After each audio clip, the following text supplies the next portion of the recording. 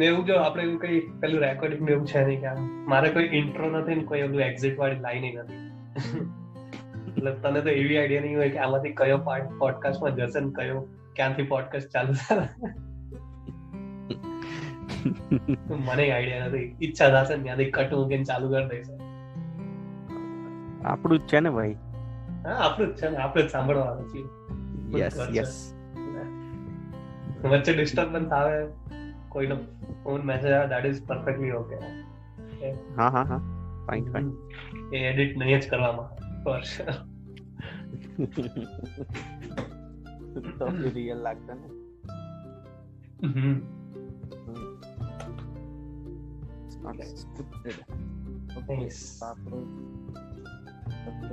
Environmental governance in a post Covid Gujarat and India. થોડુંક loud બોલાતું હશે તો બોલે પ્લીઝ. મેં મારું શ્યોર આઈ કેન હું બોલીશ જોરથી. હા બોલ. એટલે હવે છે ને મેઇનલી આ સબ્જેક્ટ પહેલા તો આ સબ્જેક્ટ કેમ ચૂઝ કર્યો ખબર નહીં, રિલેટિવ લાગતો હતો એટલે કદાચ આઈ ડોન્ટ નો કે હમણાં ટાઈમ પર એના ડિસ્કશન ઘણા જ હતા. અને હા જેવી કદાચ આ સાંભળે આજે ને કાલે, મારો ફ્રેન્ડ છે ખાસ કેયુર, એન્વાયરમેન્ટલ કન્સલ્ટન્ટ છે, મારો અંડર ગ્રેજ્યુએટ નો ફ્રેન્ડ. જેમ મારા પોડકાસ્ટમાં બધા જ ગેસ્ટ છે એવી રીતના કેયુર પણ મારો under graduate no friend. Right. ના ઇઝ અ ગ્રેટ કન્સલ્ટન્ટ અને એન્વાયરમેન્ટમાં ઘણું નોલેજ છે. સો આજનું ડિસ્કશન એ છે કે કોરોના વાયરસ ના ટાઈમ પરનું એન્વાયરમેન્ટલ ગવર્નન્સ, એના પછીનું એન્વાયરમેન્ટલ ગવર્નન્સ કેવું હોવું જોઈએ અને કેવું એકચ્યુઅલી થાય છે, અને કેવું જે થઈ રહ્યું છે એના ટ્રેન્ડ વિશે તો ઓબ્વિયસલી કેવું is the best person we have to chat here. I don't know discussion ક્યાંથી ચાલુ કરવું જોઈએ કે નહીં, કે કઈ રીતના કરવું જોઈએ કે નહીં. ક્વેશ્ચન આન્સર તરીકે તો નથી ઓબ્વિયસલી, ઇટ્સ અ ચેટ. બિલકુલ નથી, ચેટ જ છે. ને હું કહું પર્સનલી તો પહેલા તો મેઇનલી સૌથી મોટું ઓબ્ઝર્વેશન જે થયું છે ને મારા માટે એવું કહું ને તો એ છે હ્યુમન મેન્ટાલિટી. આઈ મીન જેટલું કોમ્પ્લિકેટેડ લોકોની લાઈફ ચાલતી હતી બરાબર છે, ને અચાનક કોવિડ મતલબ કોરોનાનું આવું ને પોતાને મતલબ પહેલા પ્રેક્ટિકલ થિંકિંગ દેખાય લોકોની અંદર, અને ઇટ વોઝ લાઈક કે ના અંડર એસ્ટિમેટ નહીં કરવું, અને શું કહેવાય જે બી એના પ્રિકોશન્સ છે, રીઝન્સ છે એને અન્ડરસ્ટુડ કરવું, એમાં સપોર્ટ કરવો, એમાં એવી રીતે બતાવવું કે okay we are with world, મતલબ યુનિટી, દુનિયા એક પરિવાર છે, ભેગા થઈને લડશું, એ અચાનક દેખાવું.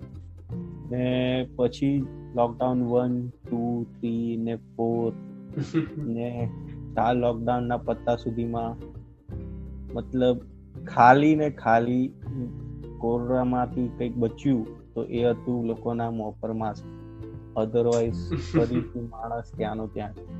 સો આનું જજમેન્ટ લેવું સૌથી ટફ હતું મારા માટે કહું તો, કેમ કે કોઈ જ આમાં કોઈ જાતનું જજમેન્ટ ન લઈ શકે કે લોકોએ શું સમજ્યું કોરોના વિશે અને અત્યારે બી શું સમજે છે કોરોના વિશે, ને શું છે એમની મેન્ટાલિટી કે કોરોના સાથે જીવવું કે એની સામે લડવું. આને લઈને શું વિચારે છે ને લોકો એ અનપ્રિડિક્ટેબલ સિરિયસલી. હા એટલે એમાં એવું છે ને અલગ અલગ લોકો અલગ અલગ વિચારે. જે બહુ જ પૈસાવાળો ગ્રુપ છે એ તો એમ જ કહે છે ઘરે રહો ને આ વર્ક ફ્રોમ હોમ ને આ, કારણ કે એમના માટે પોસિબલ છે. જે મિડલ ક્લાસ કે lower middle class working class છે એમને તો ઓફિસે જવું જ પડે કામ કરવા માટે. એમના માટે એક લેવલ સુધી કોરોનાનો ભય રહે, પછી તો ઇન્કમનો ભય વધારે થઈ જાય. એટલે અલગ અલગ લોકોના ડ્રાઇવિંગ ફોર્સ અલગ અલગ છે આઈ થિંક. બટ બોલો નહીં એટલે એ જ છે ને કે એક યુનિક સ્ટ્રક્ચર નથી લોકોના ડિસિશન્સ ને. ઘણા ડિસિશન્સ તો પોતાના ઘણા ઇન્ફ્લુઅન્સ થયેલા હોય બીજાથી. હા એટલે મારું સૌથી મોટું ડિસઅપોઇન્ટમેન્ટ એ હતું કે આ એક એવી વસ્તુ છે જે ઓબ્વિયસલી આપણા લાઈફમાં સિલેબસમાં મતલબ નવું આવ્યું છે, રાઈટ? સો કે જેના વિશે આપણને કોઈ ખબર નથી કે હાઉ ટુ હેન્ડલ ને એની સાથે કેવી રીતે રહીએ વગેરે વગેરે. બટ એ લોકો જે એ ફિલ્ડમાં એક્સપર્ટ છે કે જેમની આ રિસ્પોન્સિબિલિટી બી છે, કે ડોક્ટર્સ હોય કે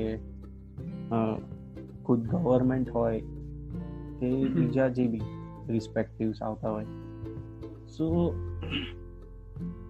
વી ઓલ નો કે આની કોઈ બી હજી આપણી પાસે વેક્સિન નથી કે પછી મેડિસિન નથી કે ટ્રીટમેન્ટ નથી, વોટેવર. જે સ્ટ્રક્ચર ધ્યાનમાં રાખી મતલબ એક્સપર્ટ્સ ક્યાં છે, જે લોકો જાણે છે કે ઇન્ડિયાનું શું છે સોશિયલ લાઈફ ને ડેઇલી રૂટીન લાઈફ ને ઇન્ડિયાનું પોપ્યુલેશન ને વગેરે વગેરે, ઇન્કમ મેળવવાની મેથડ્સ. હા એટલે એ બધા એ આ જે શું કહેવાય સર્કલ છે, ઇન્ડિયાનું જે એટમોસ્ફિયર છે, ઇન્ડિયાનું જે ગ્રુપ ઓફ પોપ્યુલેશન છે, એ આને કેવી રીતે મેનેજ કરે અને હેન્ડલ કરે અને કોરોનાથી પણ બચે, એ કહેવા વાળું કોઈ સામે આવ્યું એવું દેખ્યું નથી. જે બીજી કન્ટ્રીઝમાં લોકો કામ કરે છે, કેટલાક એક્સપર્ટ્સ હોય, ડોક્ટર્સ હોય કે ફિલોસોફર્સ હોય કે સાયન્ટિસ્ટ હોય કે કોઈ બી લોકો કંઈક ને કંઈક એ લોકો કરી રહ્યા છે. ઇન્ડિયામાં એવું નહીં જોવા મળ્યું. ઇન્ડિયામાં કોણ કામ કરે છે તો યુટ્યુબર્સ ને ટિકટોકર્સ, જેમને એમનું કંઈ જ ખબર નથી અને એ લોકો સલાહ આપી રહ્યા છે.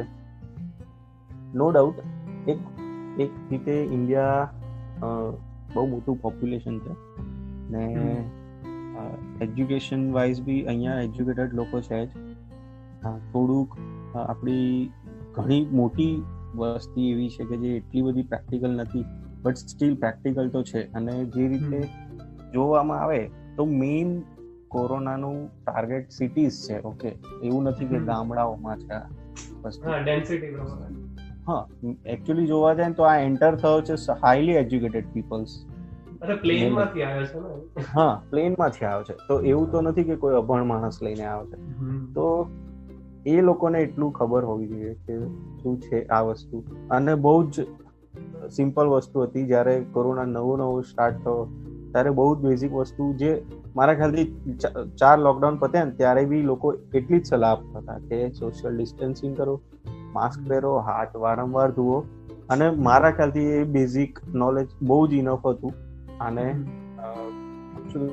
રોકવા માટે કે ડિફેન્ડ કરવા માટે, કે પહેલા તો અટકાવવા માટે. સ્ટીલ જો આપણે આ સ્ટેજ પર પહોંચી ગયા છે આટલું મોટું, તો ક્યાંક ને ક્યાંક એજ્યુકેટેડ પીપલનો જ વાંક છે, મારું કહેવું હોય. હા, ઓબ્વિયસલી સિટીઝમાં તો એ જ ઇશ્યુ છે કે સિટીઝની લિટરસી રેટ ગામ કરતાં તો વધારે છે, બટ સિટીઝની ડેન્સિટી એટલી વધારે છે કે કંટ્રોલ કરવું ડિફિકલ્ટ છે. એટલે મેઇન ક્વેશ્ચન ખાલી એટલો છે કે જ્યારે બહુ જ નોર્મલ પ્રિકોશન્સની વાત હતી તો એ પણ કરવામાં કેવી રીતે તમે ચૂકી ગયા. અને બીજી એક વસ્તુ ચૂકી ગયા ઇન ધ સેન્સ, તમે એવી કઈ મજબૂરીમાં હતા કે તમે સોશિયલ ડિસ્ટન્સિંગ મિસ કરી શકો. જે લોકો એજ્યુકેટેડ છે, જે લોકો એ એરિયામાં છે કે એ પોઈન્ટ પર છે કે જેમની આસપાસ એ વસ્તુ છે અને એમને ત્યાંથી આગળ સ્પ્રેડ નથી થવા દેવાની.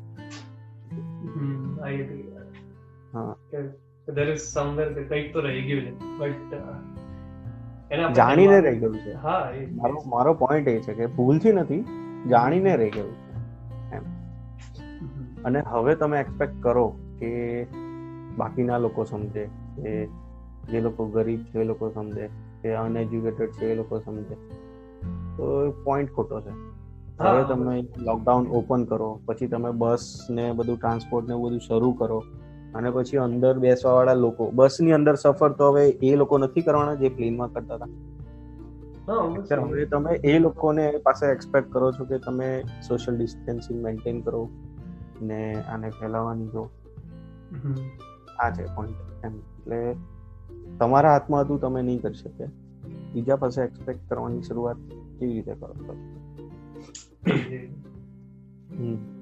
બટ આને આપણે એન્વાયરમેન્ટલ ગવર્નન્સ સાથે કઈ રીતના, જેમ એન્વાયરમેન્ટલ ગવર્નન્સ એટલે કે જીપીસીબી ના action, basically Gujarat pollution control board ના એક્શન કે સેન્ટ્રલ પોલ્યુશન કંટ્રોલ બોર્ડ ના એક્શન જે બી છે, એની સાથે આપણે કઈ રીતના લિંક કરીએ કે કોરોના પછી એમાં કોઈ ચેન્જીસ તને એવું લાગે છે કે કદાચ આવશે કે નહીં? ઓકે, એટલે હવે હા, આપણે થોડા ફિલોસોફીથી એમાં જઈએ આપણા મેઇન સબ્જેક્ટ પર. તો એ રીતે જો કહીએ, મારો અવાજ ક્લિયર છે ને? મતલબ જોરથી બોલું છું? ઓકે. તો હું એવું કહીશ કે મેઇન છે, અગર જીપીસીબી ને આપણે પકડીએ, સ્ટેટ પોલ્યુશન કંટ્રોલ બોર્ડ કે પછી સેન્ટ્રલ પોલ્યુશન કંટ્રોલ બોર્ડની વાત કરીએ, તો આપણે પર્ટિક્યુલરલી લઈએ એ લોકોનું નો ડાઉટ આની અંદર ઇન્વોલ્વમેન્ટ એવું કંઈ નથી ડાયરેક્ટ, બટ આપણે એવું સમજીએ કે ઇન્ડસ્ટ્રીઝ, જેમ કે બહુ નામચીન ઇન્ડસ્ટ્રીની અંદર અત્યારે અહીંયા ગુજરાતમાં કેસીસ આવ્યા છે. તો જે ગાઈડલાઇન્સ એકચ્યુઅલી આપી છે આપણી ગવર્મેન્ટે, એને લઈને આપણું પોલ્યુશન કંટ્રોલ બોર્ડ, હવે મેઇન પર્પસ એ ઇકોનોમી. ઓકે, આનું સૌથી મોટું જે નુકસાન થયું એ ડિપાર્ટમેન્ટ છે ઇકોનોમી. આપણી ગવર્મેન્ટ બી એને લઈને જ લોકડાઉનની ગાઈડલાઇન્સ ડિસાઇડ કરે છે, અનલોકની શરૂઆત કરે છે. ઓકે, તો અને સૌથી મોટી ઇકોનોમી જ ઇન્ડસ્ટ્રી છે, એટલા માટે જ લોકડાઉનની અંદર બી એસેન્શિયલ પ્રોડક્ટ્સને લઈને ઇન્ડસ્ટ્રીઝ ચાલુ હતી. તો જે ગાઈડલાઇન્સ આપવામાં આવી છે એનું ઇન્ડસ્ટ્રી ફોલો કરે છે કે નથી કરતી, એ બધું ઇન્ડસ્ટ્રી પર જે રીતે અત્યારે છોડી દેવામાં આવ્યું છે, બરાબર છે. બીજું કે એન્વાયરમેન્ટમાં પોલ્યુશન કંટ્રોલ બોર્ડમાં ખાલી એન્વાયરમેન્ટ નથી, હેલ્થ એન્ડ સેફ્ટી છે, જેને અત્યારનું જે કલ્ચર છે ને એને એટલું સિરિયસ નથી લીધું. અને ઇન્ડસ્ટ્રીની અંદર જ ઇન્ડસ્ટ્રી પોતે જ હેલ્થ એન્ડ સેફ્ટીને એટલું બધું વેલ્યુ નથી આપી રહી. તો એ ડિપાર્ટમેન્ટ હોવાનું મેઇન પ્રિન્સિપલ બી એ જ હતો કે ભાઈ તમારા વર્કર્સ હેલ્ધી રહેશે તો તમારી ઇન્ડસ્ટ્રી હેલ્ધી ચાલશે. એ સૌથી મેઇન ફંડા હતો. તો પોઈન્ટ ગવર્નન્સમાં જઈએ તો હવે બહુ જ ફેક્ટ વાત કરી દઉં તો જે રીતે કહેવામાં આવ્યું લોકડાઉન ઓપન થયું ત્યારે આફ્ટર લોકડાઉન 4 કે ભાઈ આપણે ઓડ ઇવનના રૂલ્સ રહેશે કે ઓફિસીસ 35, 33, 50% પર જે રીતે ડિવાઈડ કર્યા કે આ રીતે ચાલશે, બાકી વર્ક ફ્રોમ હોમ કરશે, ઓલ્ટરનેટ ડેઝમાં તમારી પ્રેઝન્સ રહેશે. તો એ ગાઈડલાઇન્સ ગવર્મેન્ટે આપીને એ બેટર છે. બટ હજી હું માનું છું કે પોલ્યુશન કંટ્રોલ બોર્ડ જે ઇન્ડસ્ટ્રી સાથે ડાયરેક્ટ લિંકમાં છે અને એમને ખબર છે કે એસેન્શિયલ પ્રોડક્ટ્સ કઈ છે, કઈ ઇન્ડસ્ટ્રીઝ ચાલુ રહેવી બહુ જરૂરી છે અને કઈ ઇન્ડસ્ટ્રીને કયા પ્રોડક્શન પ્રોસિજરમાં કેવો મેન પાવરની જરૂર છે. તો એમનું ઇનપુટ પણ એમાં હોવું જોઈતું હતું કે કઈ રીતે સ્ટાફ વર્ક કરશે, કઈ રીતે સ્ટાફ વર્ક નહીં કરે, અને કરે તો કઈ પ્રોસેસ છે, કઈ પ્રોડક્શન છે જેની અંદર સોશિયલ ડિસ્ટન્સિંગ પોસિબલ છે કે નથી, કે કેટલી હદ સુધી તમે એને મેન્ટેન કરી શકો છો. જેમ કે હું પર્ટિક્યુલર કહેવા માંગુ છું કે લોકડાઉન બંધ થયા પછી જે અનલોક શરૂ થયા, લોકડાઉન ખોલવાનું, તો મને સૌથી વધારે મને જો ના ગમી હોય એ વસ્તુ હતી કે તમે લોકડાઉન ઓપન કર્યું તો લિમિટેડ ટાઈમ માટે ની શરૂઆત કરી. જેમ કે તમે સૌથી પહેલા 8 થી 3 ની છૂટ આપી, 8 થી 4 ની છૂટ આપી, પછી 8 થી તમે 5 કરો છો, પછી હવે 5 થી 7 કરો છો. મારો પોઈન્ટ હતો કે અગર તમે કોરોનાને સમજો છો ને, તો તમારું અનલોક હોવું જોઈતું હતું કે ભાઈ તમે પહેલા વીકમાં 2 દિવસ ઓપન કરો, વીકમાં 3 દિવસ ઓપન કરો, આ રીતે મંડે, થર્સડે, સેટરડે ઓપન થશે, પછી આટલા ડિપાર્ટમેન્ટ છે ટ્યુઝડે, ફ્રાઈડે ઓર મંડે ઓપન થશે, એ રીતે. એટલે અનલોક આ રીતે બી મહેનત થઈ શકતું હતું, જેમાં સોશિયલ ડિસ્ટન્સિંગ આપણું તમારું અનલોક બી સચવાઈ જાય અને સોશિયલ ડિસ્ટન્સિંગ બી સચવાય, એ પોસિબલ હતું જે કરી શકે. આ એક બહુ મોટો સ્ટેપ હોવો જોઈતો હતો, જે નથી થયો ને એના કેસીસ આપણે આ લોકડાઉન ખુલ્યાના 2 વીક હવે થયા છે અને હવે દેખવા મળી રહ્યા છે કે યસ્ટરડે જ આપણે હાઈએસ્ટ ડેથ થઈ છે due to corona in India, અને હાઈએસ્ટ કેસીસ બી આવ્યા છે, same in Gujarat and same in all cities. So આ પણ હું માનું છું કે એવું નતું કે નવો કોરોના આવ્યો ને તમે જે ભૂલ કરી હતી એની એ તમે રિપીટ નહીં કરી. 4 લોકડાઉન તમે કરી નાખ્યા, હવે અનલોક કરવું છે તમારે, ત્યારે બી તમે સેમ વસ્તુ રિપીટ કરો છો કે પીપલનું ડાયરેક્ટ કોન્ટેક્ટ તમે ઘટાડો છો. તો આ મિસ્ટેક હતી. એટલે આમાં પણ એન્વાયરમેન્ટલ ગવર્નન્સની વાત કરીએ તો એક આ રીતે હોઈ શકતું હતું કે ખાલી ઇન્ડસ્ટ્રીઝ માટે નહીં ગણી રહ્યા આપણે. બીજું કે લોકડાઉનને લઈને આપણે પોલ્યુશન ત્યાં આપણું એની વાત કરીએ, એન્વાયરમેન્ટ. હું એનો એક કન્ટેક્સ્ટ બિલ્ડ કરું, ઓર મે બી તારે કંઈક બીજી ડિરેક્શનમાં ડિસ્કસ કરવું છે, બટ હું એક પોઈન્ટ મૂકું કે મે બી એક ડિસ્કશન પોઈન્ટ છે કે કોવિડના લીધે જે પોલ્યુશન ઘટ્યું, હા ક્લાઇમેટ એની ઉપર જ આવતો હતો. હા, અને ઇન્ડસ્ટ્રીઝે થોડું ઇકોનોમી ડાઉન કરી એટલે ઇન્ડસ્ટ્રીઝનું પ્રોડક્શન ઓછું થયું, એટલે જ મેઇનલી પોલ્યુશન ઘટ્યું. એમ ડાયરેક્ટ રિલેશન છે બંનેમાં. Right at many levels. એમ વોટર કે એર પોલ્યુશનમાં બી ઇન્ડસ્ટ્રીનું કન્ટ્રીબ્યુશન વધારે હોય છે. તો હવે જ્યારે આપણે અનલોક કરીએ ત્યારે જેમ કે પોસ્ટ કોવિડ ગવર્નન્સ કરીએ, એન્વાયરમેન્ટ ગવર્નન્સ, તેમાં સીન એ કે જીપીસીબી કે કોઈ બી પોલ્યુશન કંટ્રોલ બોર્ડ પાસે 2 ઓપ્શન છે કે ઇકોનોમીને પાછું બૂસ્ટ કરવા, ઇન્ડસ્ટ્રીયલ પ્રોડક્શનમાં થોડી છૂટછાટ આપે અને પોલ્યુશન લેવલ પર કે વાંધો નહીં તમે જવા દો, ખાલી પ્રોડક્શન વધારે જીડીપી મેનેજ કરીએ, તમે એમ્પ્લોઈઝ વધારે હાયર કરો, બટ તમે પોલ્યુશન જવા દો, ઇટ્સ ઓકે. અને સેકન્ડ રીઝન એના આપણે આવું સાફ પાણી સાફ હવા મળી જાય તો આપણે એને મેન્ટેન રાખીએ, એટલે અમે વધારે સ્ટ્રિક્ટ થાતું તમારું, જે ઇન્ડસ્ટ્રીને ગમશે નહીં ઓબ્વિયસલી. હા, એટલે આ બંનેમાં તને શું લાગે છે કયો ફોર્સ વધારે ડોમિનન્ટ છે? હવે ઓકે, હવે એના ઉપર જ આવીએ કે, અને હું એના ઉપર જ આવી રહ્યો હતો કે એન્વાયરમેન્ટ જે આપણને લોકડાઉનમાં જે આપણને પોઝિટિવ ડિફરન્સીસ જોવા મળ્યા કે એરના પાર્ટિક્યુલેટ મેટર્સને લઈને હોય કે વોટર ક્વોલિટીને લઈને, તો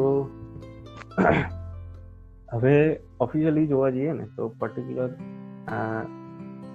પહેલાં વોટર માટે કહું તો એ મારું થિંકિંગ છે કે વોટરમાં બી આપણે મેઇનલી જોવા જઈએ કે આપણે જે બી છે લાઈવ સ્ટ્રીમ્સ જે આપણે જ્યાં ડિસ્પોઝલ કરતા હતા, આપણે સી ક્વોલિટી તો કંઈ 2 મહિનામાં નથી બદલાઈ. વોટર ક્વોલિટી મેઇન છે આપણી જે સ્ટ્રીમ્સ છે. હવે જે રીતે તમે એની અંદર ડિસ્પોઝલ બંધ કરશો તો ઓબ્વિયસ છે કે તમારું અપસ્ટ્રીમનું પાણી એટલું તમને ક્લિયર મળે છે, ઓકે, જેનાથી તમને એટલો ફાયદો થાય છે. હવે એનાથી કેટલો ફાયદો થાય છે એનું તો કોઈએ કંઈ કર્યું નથી, ના તો આપણે કંઈ કર્યું છે. તો પછી એના બેનિફિટ જેમ કે આપણા સિટીઝના વોટર ટ્રીટમેન્ટ પ્લાન્ટ્સને કંઈક થયા કે નહીં થયા કે વોટ એવર, ઓકે. બીજું છે એર છે, તો એરને લઈને બી જે આપણે કહીએ કે એની ક્વોલિટી છે કે ટેબલ જે બી ચેન્જ થયું, તો બૂસ્ટ જેમ કે ઇકોનોમીની વાત કરી કે 2 ઓપ્શન છે કે તો એકદમ બૂસ્ટ કરીએ કે ભાઈ 2 મહિના આપણી પાસે બહુ ક્લીન રહ્યા છે તો હવે થોડું જવા દો, ઓકે, તો મેનેજ થઈ જશે. પણ આ એ રીતની વસ્તુ તો છે નહીં કે આ ડાયલ્યુશન નથી, બહુ સાદી વસ્તુ કહી દઉં એ ડાયલ્યુશન તો છે નહીં કે ભાઈ ક્લીન છે તો હવે થોડું નાખી દો એટલે 4 મહિનાનું એવરેજ આ થઈ જશે. ઓકે, હા, ઓન પેપર તમને ડાયલ્યુશન મળશે કે તમારે કરવું હોય કે આખા વર્ષનો પોલ્યુશન લોડ તમે કાઉન્ટ કરો ને તમારો ઓછો થઈ જશે બરાબર છે, પણ એ વેલિડ નથી મારું કહેવું એ છે. અને એ પણ વેલિડ નથી કે ભાઈ ક્લીન મળી ગયું છે તો હવે આને મેન્ટેન કરો તો હવે ઓછું રાખો.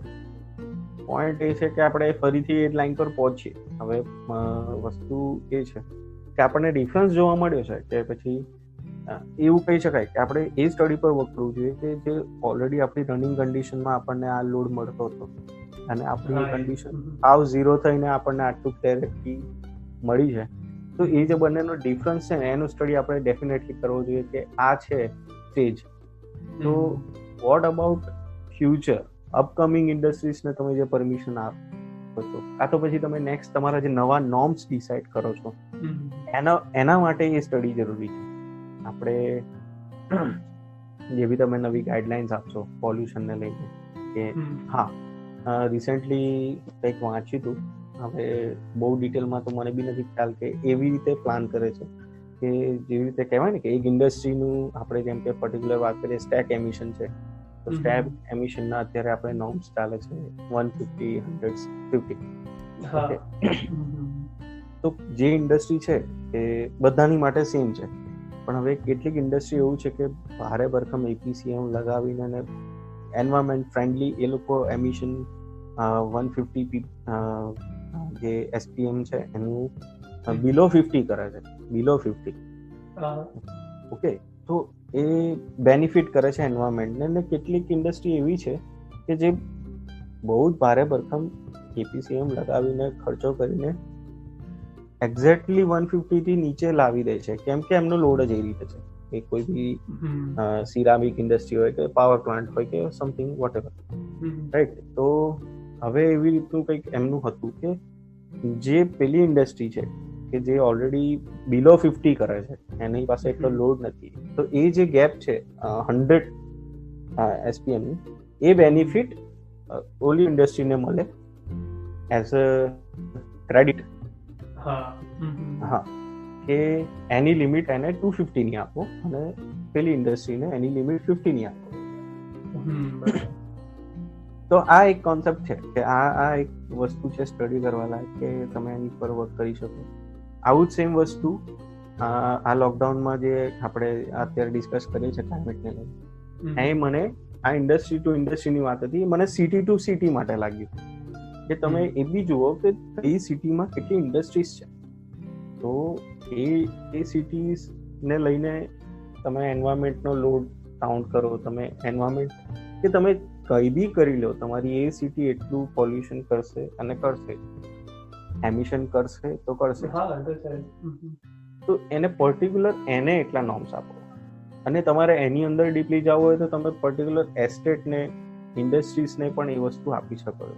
જો બહુ જ માઇનર લેવલ પર એટલે કે મેઇન લેવલ પર ઇન્ડસ્ટ્રીઝને તમે જો એ રીતે ડિવાઈડ કરી દેશો કે તમારી આ મેન્યુફેક્ચરિંગ પ્રોસેસ માટે આ જ નોર્મ્સ રહેશે, આ પ્રોસેસ માટે આ નોર્મ રહેશે, બહુ જ આ જનરલાઇઝ નોર્મ્સ ન રહે, તો એ ઘણું ઘણું ઘણું ઘણું સારું હશે અને થઈ શકે. એનાથી પણ મને યુએસ સ્કેપ્ટિક મેં પેપર વાંચ્યું, એનો બહુ જ મસ્ત એક સેન્ટેન્સ હતો કે યુએસમાં જનરલી સ્ટેક નોર્મ્સ ના હોય, એટલે સ્ટેકના એટલા જ નોર્મ્સ હોય કે આટલી હાઈટ ઉપર હોવું જોઈએ, આટલી વિન્ડ સ્પીડ હોવી જોઈએ, બીજું એનાથી વિશેષ ના હોય, કોન્સન્ટ્રેશનના નોર્મ્સ નથી. ઓકે, બટ કોઈ પણ સિટી હોય ને એના અટેઇનમેન્ટ નોર્મ હોય, જેમ કે આ સિટીમાં 30 માઇક્રોગ્રામ્સ કે 40 માઇક્રોગ્રામ્સ પર મીટર કેવું PM 2.5 થી વધારે ના જવું જોઈએ. હવે એ સિટીનો જે મેઇન એન્વાયરમેન્ટલ ઓફિસર હોય ને એ મેનેજ કરે કે મારે 30 થી નીચે રાખવાનું છે આટલા મોનિટર્સમાં. તો ઓબ્વિયસલી સૌથી પહેલા બધી ઇન્ડસ્ટ્રીને ટાર્ગેટ કરશે કે તમે ઓછું કરો. તમે આઈ ડોન્ટ નો કેટલું ઓછું કરો, બટ તમે એટલું ઓછું કરો કે અમારે 30 થી ઓછું લાગે. એમાં પાવર પ્લાન્ટ્સ હોય ને, મેન્યુફેક્ચરિંગ ઇન્ડસ્ટ્રી હોય ને, XYZ, રાઈટ. તો થયું તો શું ઘણા સિટીઝમાં કે પાવર પ્લાન્ટ્સ જેમ જેમ બંધ થતા ગયા અને રેન્યુએબલ સોલાર અને વિન્ડ પાવર આવતો ગયો, જે બાકીની ઇન્ડસ્ટ્રીઝ હતી ને એમને છૂટ મળી ગઈ કે તમે થોડું વધારે રિલીઝ કરશો તો વાંધો નહીં, કારણ કે પાવર પ્લાન્ટનું કન્ટ્રીબ્યુશન હમણાં 0 થઈ ગયું. તો બધાને ફાયદો થઈ ગયો. હા, એટલે પેલી ઇન્ડસ્ટ્રીઝ ને શું કે થોડું કોસ્ટ કટિંગ થઈ ગયું. પાવર પ્લાન્ટ તો નથી, કારણ કે પાવર પ્લાન્ટ વાળો તો હવે સોલર અને વિન્ડ પેનલ ચલાવે. રિન્યુએબલ માં જતા રહ્યા. રાઈટ. એટલે સિટી લેવલ નું નોર્મ છે અને સિટીના ઓફિસર મેન્ટેન કરે કે આટલું કે કોને કેટલું રિલીઝ કરી શકશે જેનાથી મારી એર ક્વોલિટી આટલી મેન્ટેન થાય. કારણ કે એવો તો નથી ને કે જો આપણે ઇન્ડિયામાં તો સ્ટેક નોર્મ્સ છે કે ભાઈ 100 માઇક્રોગ્રામ્સ પર મીટર की PM10 24 પર હા એનાથી કોન્સન્ટ્રેશન વધારે ના નીકળવું. રાઈટ. બટ એવા નિયમ્સ નથી કે તમે હજારો સ્ટેક ના લગાવી શકો. હા, એટલે જ પોઈન્ટ આ જ હતો. યસ. એટલે આ બહુ પર્ટિક્યુલર વાત છે કે તમે કંટ્રોલ કોઈ બી વસ્તુનું કંટ્રોલ સોર્સથી કરો, બરાબર છે, પણ એનું મેઝરમેન્ટ તો રિસીવર પાસે જ થવું જોઈએ. કેમ કે એ જ સાચી વસ્તુ છે. કેમ કે તમે જે તે કર્યું એકદમ પરફેક્ટ છે કે તમે નોર્મ સ્ટેક માટે પર્ટિક્યુલર ડિસાઇડ કરી લીધું છે, પણ એવી સ્ટેક એવરી યર 1 લાખ વધતી હોય તો એનો મતલબ શું છે? તો એ નોર્મ્સનો મતલબ શું છે? હવે બીજી જે પર્ટિક્યુલર જે આ વાત કરી યુએસએ એને લઈને મને અત્યારે ચાલુમાં બી એક વસ્તુનો વિચાર આવ્યો કે તમે પર્ટિક્યુલર એસ્ટેટ કે ઇન્ડસ્ટ્રીઝને લઈને બી એ વસ્તુ કરી શકો કે સિટીને લઈને બી કરી શકો કે તમે આ સિટીની રિસીવર જે છે, એરિયા છે કે સિટી છે કે જે બી એની જે આ નોર્મ રાખ્યું છે કે 30 ppm, ઓકે, તો એનું તમે 50 કે 100 જે બી તમારે સેટ કરવું છે એ કરો. એનાથી વધારે થાય, રાઈટ, તો તમે હવે જ્યારે બી તમે લિમિટ એક્સિડ થઈ, જીપીસીબી એવું કરી શકે કે ચલો ભાઈ આ એરિયા છે તો આ એરિયાનો મને નોર્મ્સ આટલા પીપીએમ હોવા જોઈએ. ઓકે, જેમ કે આપણે અમદાવાદ છે તો અમદાવાદનું પર્ટિક્યુલર આપણું આ શું કહેવાય ઈસ્ટ સાઈડ, ઈસ્ટ અમદાવાદ છે તો ત્યાંનું પર્ટિક્યુલર આટલા નોર્મ્સ હોવા જોઈએ. જો એ નોર્મ્સથી વધારે થયા તો પછી આપણે પર્ટિક્યુલર ઓઢવ અને વર્તમાને 3 દિવસ 4 દિવસ કે 1 વીકનું લોકડાઉન આપી દો, બંધ કરી દો. અગર એ વસ્તુ કરશું તો ઇન્ડસ્ટ્રી આપોઆપ એના નોર્મ્સને મેનેજ કરશે. એ એક બહુ જરૂરી વસ્તુ. કેમ કે ત્યારે કોઈ ઇન્ડસ્ટ્રી એવું નથી વિચારવાની કે ભાઈ બીજા બધા ઓછું જ કરવાના છે ને હું વધારે કરી દઉં એમ. આખા ક્લસ્ટરને ટાર્ગેટ કરવો પડે. એને એ ફીલ એના દિમાગમાં એ ડર હોવો જોઈએ કે આમાં કોન્ટ્રીબ્યુશન મારું તો એટલીસ્ટ ના કરવું જોઈએ. જે અત્યારે નોર્મ્સ છે એમાં નથી થતું. આમાં બધાને એવું જ છે કે ભાઈ બધાનું જાય છે તો મારા ક્યાં દેખાશે. હા, એ ઇશ્યુ છે કે આખું ગ્રુપમાં ટોળામાં ક્રાઇમ ચાલે છે ને એટલે કોઈ એક નથી પકડાતા. હા, પણ એકની સજા આખા ટોળાને આપવા માંડો ને તો ઓટોમેટિક બધું જ થવા માંડે. અને ત્યારે પેલા લોબીનો ક્વેશ્ચન આવે કે આ બધી કંપનીઓ એટલી પાવરફુલ છે કે એ ગવર્નમેન્ટને કંટ્રોલ કરે છે ઘણી રીતે. હા, એ જ છે ને. અને અત્યારે બી એ જ થયું છે. એમાં તને શું લાગે સિટીઝનનો રોલ શું છે? કે જો માની એમાં પ્લાન નહીં, આઈડિયા એ છે કે લોકોને આટલા વર્ષો પછી સારી હવા અને સારું પાણી મળ્યું, તો નેચરલી તો એવું છે કે હવે લોકો જ આની ડિમાન્ડ કરશે. જો મહિનો દિવસમાં આપણે અનલોક ચાલુ થઈ ગયું છે, મહિનો દિવસમાં પાછું આ બધું પોલ્યુશન વધશે, એર પોલ્યુશન એસ્પેશિયલી, તો લોકોને પાછી હવા ધૂંધળી થતી જશે, પાછું બધું ધૂળ ને વધતું જશે. તો પાછી કમ્પ્લેનો ચાલુ. તને શું લાગશે કે હવે જે આરટીઆઈ કેવી જે કમ્પ્લેનો હતી જીપીસીબી ને વધશે કે પબ્લિક પાર્ટિસિપેશન કે પબ્લિક એક્ટિવિઝમ કેટલું વધશે? હવે આપણને બહુ જ નેચરલી એવું લાગે કે એવું થશે કે થવું જોઈએ, બટ આ જ મેન્ટાલિટીની વાત કરું ને તો એ જ નથી. એટલે એટલા હેબિચ્યુઅલ થઈ ગયા છે લોકો એ રૂટીનથી કે અને એ માહોલ જ બની ગયો છે ને, એની લાઈફસ્ટાઈલ જ એ થઈ ગઈ છે કે પર્ટિક્યુલર દરેક ઇન્ડિવિજ્યુઅલ પર્સન મારા ઇન્ડિવિજ્યુઅલ વર્કથી મતલબ રાખે છે. મતલબ એટલો એ સેલ્ફિશ છે આજે કે એની પાસે ટાઈમ નથી એ વિચારવાનો જેમ કે કોઈ બી ઇન્ડસ્ટ્રી, નામચીન ઇન્ડસ્ટ્રીનો એન્વાયરમેન્ટલ EHS ડિપાર્ટમેન્ટનો જ હેડ હોય, રાઈટ? તો એ હેડને બી ખબર છે કે આ લોકડાઉન થયું, આ ક્લાઇમેટ છે. જે રીતે આપણે બી એક સ્ટુડન્ટ છે કે એન્વાયરમેન્ટ ફિલ્ડના એન્જિનિયર્સ છે કે માણસ છીએ કે જેને આ વસ્તુ નોટિસ કરી છે, રાઈટ? બટ જે કોર્પોરેટ જોબમાં લાગી ગયેલા છે, એઝ અ સ્ટુડન્ટ આપણે આ ડિસ્કસ કરીએ છીએ બિકોઝ આપણને આની હેબિટ છે ને સ્ટડી વખતે આ જ મેન્ટાલિટી હોય છે આપણી. બટ પ્રેક્ટિકલ જ્યારે આવી જાય છે ને ત્યારે અત્યારે જે રીતે હું કહું છું કે કોરોના એટલે મોત એવું માની લીધું હતું. અગર એ મોતથી નહીં ડરી રહ્યા અને પોતાના ફાઇનાન્શિયલ માટે ફરીથી એટલા જ રિસ્ક સાથે લોકો દોડતા થઈ ગયા છે, તો આઈ ડોન્ટ થિંક સો કે પેલું ક્લીન એન્વાયરમેન્ટ એમને લલચાવે છે કોઈ બી રીતે. અને બીજી એક વસ્તુ છે, આનાથી એક હજી ડીપ વાત કરીએ કે આમાં કેવું છે કે જેમ કે કોરોનાને જ લઈને આ એક્ઝામ્પલ સમજીએ કે કોરોનામાં બી કેવું છે, અત્યારે લોકોને કોઈ ડર નથી. બટ પેપર ખોલો અને એમને એવું ખબર પડે કે બાજુની સોસાયટીમાં કેસ આવ્યો, બરાબર છે, કાં તો બાજુની બિલ્ડિંગમાં કેસ આવ્યો, પછી એનું થિંકિંગ થોડું ચેન્જ થશે. એટલે જ્યાં સુધી પોતાના ઉપર નથી આવતું ને ત્યાં સુધી એને વસ્તુની પડી નથી, બરાબર છે. એટલે એન્વાયરમેન્ટમાં બી એવું છે કે જ્યાં સુધી એની હેલ્થ પર કે એના ફેમિલીની હેલ્થ પર કે એની આસપાસના એન્વાયરમેન્ટ પર નહીં આવે ને ત્યાં સુધી એને કોઈ પડી નથી.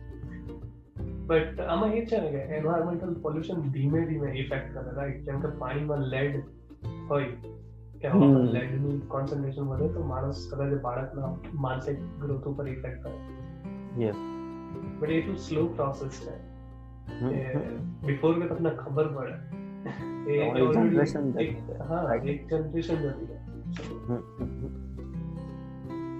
એટલે કોરોનામાં તમને 14 દિવસમાં રિઝલ્ટ આવી જાય. હા, એટલે પર્ટિક્યુલર જે લોકલ ઇન્ડિવિજ્યુઅલ પર્સન છે ને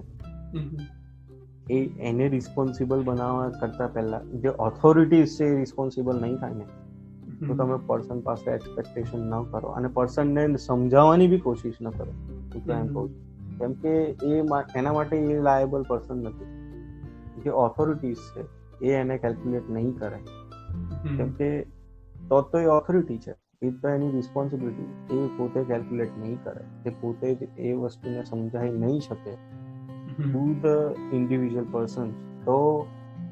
તો આનું સોલ્યુશન બીજું કોઈ વે જ નથી આનો. એટલે એવું નથી કે કોરોના લાગી જાય તમને એટલે તમે પછી એની જાતે એના પ્રિકોશન્સ ને દવા શોધો, બરાબર? એમ એટલે ડોક્ટર્સ છે તો ડોક્ટર્સનું કામ જ અત્યારે એ છે કે એની વેક્સિન પર કામ કરે. એવું નહીં કે હું ડોક્ટર છું ને મને થશે ત્યારે હું શોધવાનું ચાલુ કરીશ. એન્વાયરમેન્ટને લઈને અત્યારે એવું છે બધાને કે મને થશે, મારા ઉપર આવશે ત્યારે હું મારી સાથે શોધી લઈશ કે કરી લઈશ. તો આપણા ઘરમાં લાલ કલરનું પાણી નથી આવતું તો મારે શું ચિંતા કરવી? હા, તો મારે શું ચિંતા? મારે બ્લુ કલરનું પાણી નથી આવતું તો વાંધો નહીં. બધા પેપરમાં ખાલી વાંચવા માટે તૈયાર છે કે ભાઈ આજે આ એરિયામાં ગંદુ પાણી આવ્યું, આજે આ એરિયામાં સીવર લાઈન ફાટી. બટ એ પર્ટિક્યુલર પર્સનને એને લઈને કોઈ થિંકિંગ કરવી નથી કે આવું કોઈ પોડકાસ્ટ ક્રિએટ કરવું નથી એમ. ના વસ્તુ હા એ આઈ થિંક બહુ જ સારી વસ્તુ છે. એન્વાયરમેન્ટમાં પણ કોરોના જેવું છે આપણા પર ના આવે ત્યાં સુધી પબ્લિક પાર્ટિસિપેશન બહુ ઓછું છે. બહુ જ ઓછું છે. મતલબ એ કોઈ લેક ઓફ નોલેજ નથી.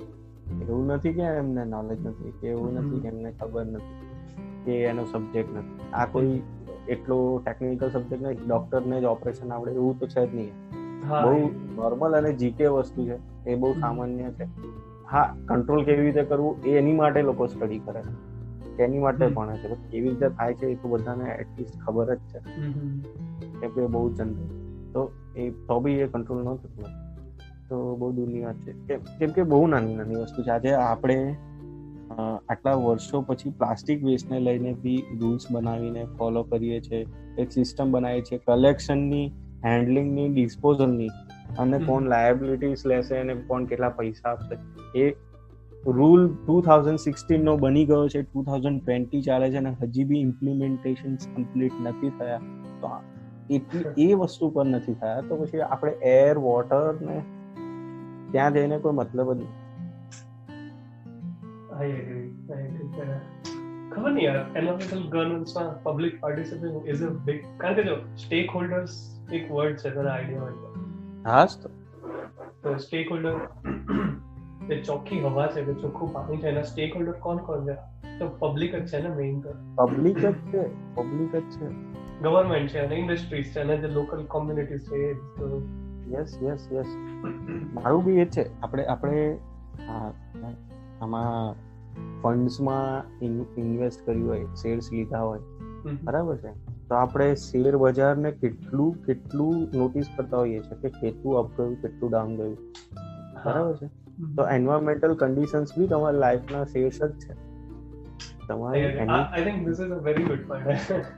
આવું એકદમ કોઈ નહીં એની ઉપર તમારું ધ્યાન કેમ નથી કે ડેલી કેટલું અપ જાય છે, કેટલું ડાઉન જાય છે, અને કંઈક આમ તેમ દેખાય છે તો તમે તમારું જે ઇન્વેસ્ટમેન્ટ છે એને કંઈક ઉપર નીચે કરો.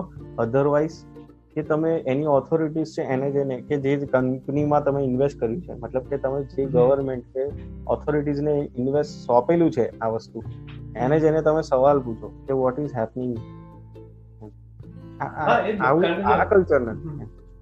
એ જોઈને કે કોઈ કંપની અગર સારું પરફોર્મ ના કરતી હોય તો આપણે ઓબ્વિયસલી એ કંપનીનો જે રિપોર્ટ વાંચીએ, કાં તો એ કંપનીના હેડને જ વાત કરીએ જનરલી. એટલે રિલાયન્સના હેડને આપણે વાત ના કરી હતી, બટ માની કોઈ લોકલ કંપની હોય, કાં તો એની જે એન્યુઅલ મીટિંગ હોય એમાં ક્વેશ્ચન્સ રેઝ થાય, પ્રેસ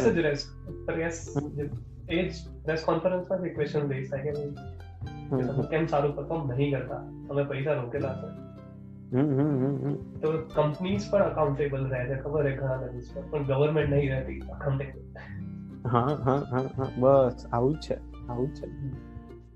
જીપીસીની પ્રેસ કોન્ફરન્સ થાય છે, મને કોઈ આઈડિયા નથી. થાય છે એની આપણે વાત કરીએ તો આપણે જ્યારે હતા ત્યાં લાસ્ટ યરમાં, ત્યારે હતી અટીરામાં જ આઈ થિંક સો, ને હું ને કોણ ગયું હતું, તું આવ્યો હતો? ના, હું નહોતો. અટીરામાં હું અને હર્ષિલ હતો મારી સાથે મેબી.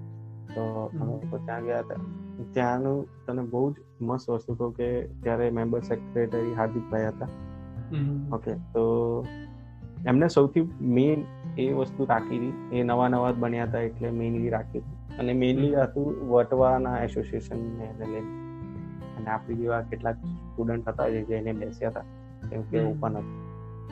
તો એમને જઈને પહેલું જ કીધું હતું કે હવે તમારું બહુ મોટું કેપિટલ છે વટવા, એટલે ભાઈ મેઇન રેડ છે ડોટ તમારું, શું કહેવાય, આમાં કોન્ટ્રીબ્યુશન એટલું મોટું છે વટવાનું, એ રીતે. તો એમને જસ્ટ કીધું કે સૌથી પહેલા જ હું એક વસ્તુ તમને કહી દઉં કે પ્લીઝ અમને કે અમારા ઓફિસર્સને પોલીસની રીતે ટ્રીટ નહીં કરો, અમને ડૉક્ટર સમજો, તમારા પ્રોબ્લેમ્સ અમારી પાસે લઈને આવો અને એને સોલ્વ કરો. તો આ સૌથી પહેલું એમનું અપ્રોચ હતો, જે આપણને સાંભળવામાં અને મને બી સાંભળવામાં બહુ જ સારું લાગ્યું એમ. અને એમાં બિંદાસલી કોઈક વટવાના જે બી હશે ઇન્ડસ્ટ્રીના ઓનર કે પર્સન કે કોઈ બી જે બી હતી ઓથોરિટી, એમને ઊભા થઈને કીધું કે સર, કે દુઃખ હોય, દર્દ હોય, કોઈ પીડા હોય તો માણસ ડોક્ટર પાસે જાય, ચોરી કરી હોય તો એ ચોર પોતે પોલીસ પાસે ન જાય. આ એમનો રિપ્લાય હતો. ધ પોઈન્ટ ઇઝ કે એવું નથી કે કંપની કરવું જ નથી થતું. હા, એટલે એવું હશે તો ડેફિનેટલી આવીશું તમારી પાસે, બટ અમને હવે અમારી મરજીથી, મજબૂરીથી કર્યું છે તો અમે કેમ આવીશું તમારી પાસે? એટલે એ એમનો ક્વેશ્ચન હતો, અને એમનો આન્સર હવે ઓબ્વિયસલી કોઈની પાસે નથી. કે જાણી જોઈને કરેલું હશે તો કોઈ નથી આવવાનું તમારી પાસે, તમારે એને પકડવું. એના માટે બી જે બી છે ઓડિટર્સ અપોઇન્ટ કરેલા, ઓડિટ સ્કીમને લઈને છે, શેડ્યુલ 1 કે schedule 2, okay, no doubt audit કરે છે, કામ ચાલુ છે, બટ રિપોર્ટ્સ બને છે, સબમિટ થાય છે, ઇન્ડસ્ટ્રીઝને નોટિફાય કરવામાં આવે છે, સ્ટેટ બોર્ડ નોટિફાઈડ થાય છે, બટ પછી શું એક્શન, શું એનું રિઝલ્ટ, શું એનું શું થયું? જેમ કે કોઈ ઓડિટર છે, ઓડિટ બનાવે છે, ઇન્ડસ્ટ્રીને બી નોટિફાય કરે છે એનસીસ માટે, બોર્ડને બી નોટિફાય કરે છે કે આ એનસી છે, રિપોર્ટ આખો સબમિટ કરે છે, આખા ગયા વર્ષમાં આ રહ્યું છે, એ ડેટા, એ બધા એ જ ડેટા હોય છે જે ડેટા ઓલરેડી ઇન્ડસ્ટ્રી પોતે જ પોર્ટલ પર સબમિટ કરે છે. એ ડેટા છે કે ઇન્ડસ્ટ્રી પોતે જે બી ડિસ્પોઝલ કે ડિસ્ચાર્જને લઈને જે બી એને પરમિશન લેવાની હોય એની મેનિફેસ્ટ જનરેટ કરે એ જ છે. તો બધા ડેટા તમારી સામે છે, મતલબ ગવર્મેન્ટ સામે છે, અને પ્લસ તમારો જ ઓથોરાઇઝ કરેલો પર્સન ત્યાં જઈને ફિઝિકલી બધી વસ્તુ ચેક કરીને તમારી સામે એક એનસી મૂકે બી છે.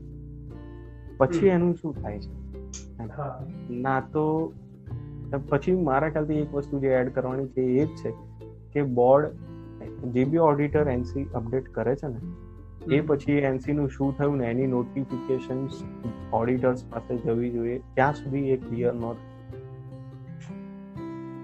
થાય. અને ઇન ધ સેન્સ કે તમારી જ ઓથોરિટી છે ને, તમે પછી એવું તો તમારે ફીલ કરવાની જરૂર નથી કે હું એને કેમ કહું કે અમે શું કર્યું એને, એવું તો જરૂર નથી.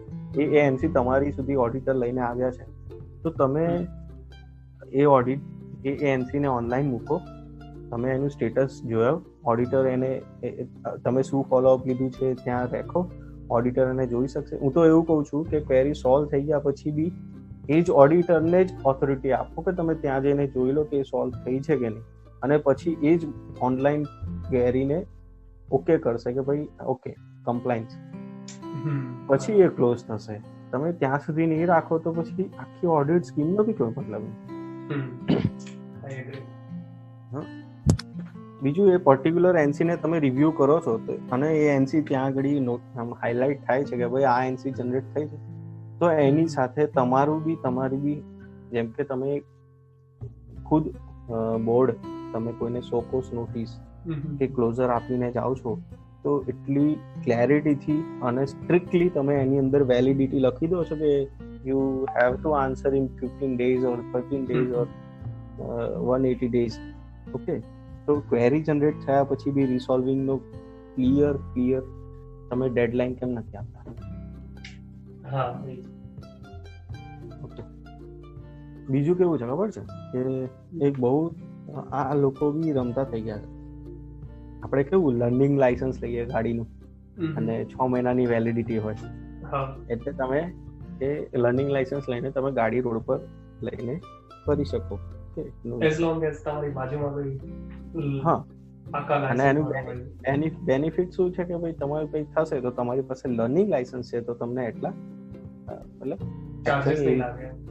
એ રીતની કહેશે. એનો લોકો ફાયદો જ ઉઠાવે કે લર્નિંગ કઢાવો અને 6 મહિના બાઇક ફેરવે રાખો, બરાબર છે, એક્સપાયર થઈ જશે તો પાછું લર્નિંગ કઢાવો, આપણે પાકું લાયસન્સ લેવું જ નથી, રાઈટ?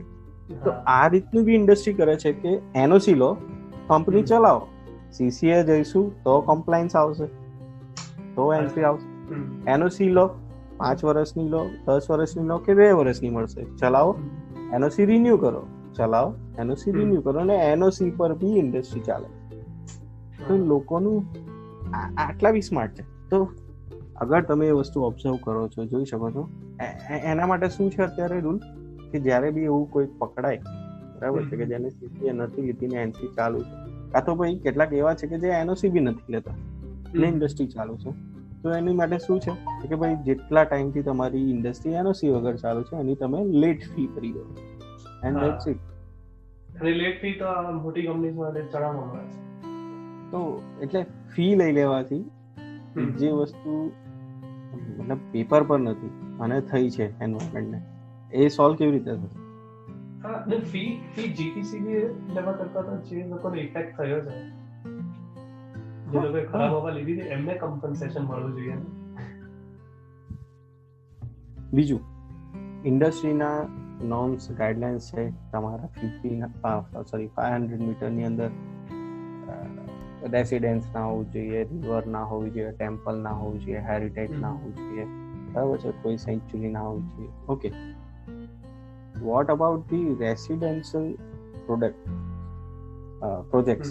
મતલબ કે કોઈ બિલ્ડિંગ છે એના માટે એવા રૂલ કેમ નથી કે તમારી આસપાસ ઇન્ડસ્ટ્રી ના હોવી જોઈએ? તમે ઇન્ડસ્ટ્રી બનાવી દો છો 500 મીટર દૂર, પછી રેસિડેન્સ જ 500 મીટર દૂર બાંધતા એના કોર્ટ સુધી પહોંચી જાય. બરાબર છે. જેમ કે આપણે Bharuch enviro land filling site city ઘણી દૂર હતી, આજે એની બાજુમાં ગ્રીન નામે સોસાયટીઝ બને છે, ગ્રીન હેવન, ગ્રીન પાર્ક, અને પાછળ શું છે કે લેન્ડ ફિલિંગ સાઇટ 200 મીટર દૂર. મતલબ આ કઈ ટાઈપનું લો છે? આ બધું ક્યારે કરશે? I think આજે બધા પોઈન્ટ્સ કીધા ને, એટલે એ જ કન્ક્લુઝન મારા માઇન્ડમાં કે પબ્લિક પાર્ટિસિપેશન એન્વાયરમેન્ટલ ગવર્નન્સમાં વધવું જોઈએ.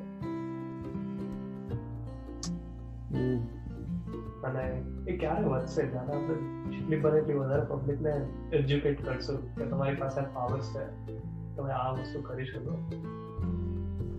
ત્યારે બીજી એક થિંકિંગ ચાલે છે ગવર્મેન્ટમાં હોય કે કોઈ બી ટાઈપની ઓથોરિટીમાં હોય. કેવી થિંકિંગ છે ખબર છે કે આપણી જનરેશન છે, તો આપણી જનરેશન જે જાણે છે ને એક્શન કરી શકે છે. ઓકે, જઈને સવાલ બી પૂછી શકે છે. આપણે એવું નહીં કહેતા કે જે પબ્લિક છે ને એ નોર્મલ પબ્લિક જઈને એમને સવાલ પૂછે, પણ તમે જે એજ્યુકેટેડ છો, જેને ખબર છે, તમે જ સવાલ નહીં પૂછી રહ્યા, બરાબર છે? પછી ફિલોસોફીને તો જવાબ આપણે જ માને ને, આપણે અંડર ગ્રેજ્યુએટ કોલેજમાં હતા, આપણે એક જીપીસીબી ને એક લેટર લખ્યો છે? એક લેટર નથી લખ્યો આપણે. રાઈટ બિલકુલ વસ્તુ નહીં કરી આપણે, તો પછી આપણે બીજા પાસેથી આપણે તો એ જ ભણીએ છીએ, આપણે એ જ ભણ્યો છો. મતલબ કે તમે અને એમની પાસેથી જ શીખો છો. હા, અને એમના લેક્ચર લેવા આવતા. હા, તો બી તમે એમને સવાલ નથી કરી શક્યા કે તો પછી આ બધા સવાલ. અને એવું તો છે નહીં કે સવાલ છતા નથી, આપણે અત્યારે સવાલ જ કરી રહ્યા છે. તો એ ક્યાં જાય છે એમ? અને બધાની થિંકિંગ ક્યાં અટકી ગઈ છે કે ભાઈ રહેવા દે ને, એ જનરેશન નહીં સમજે, એ જનરેશનને નીકળી જવા દે, પછી નવી જનરેશન આવશે ને જોઈ લેશે. બટ કોઈ જ મતલબ નથી એનો, કેમ કે એટલો ટાઈમ તો ગ્રોથ થશે જ નહીં. અને તમે પાછળ જ રહેવાના છો.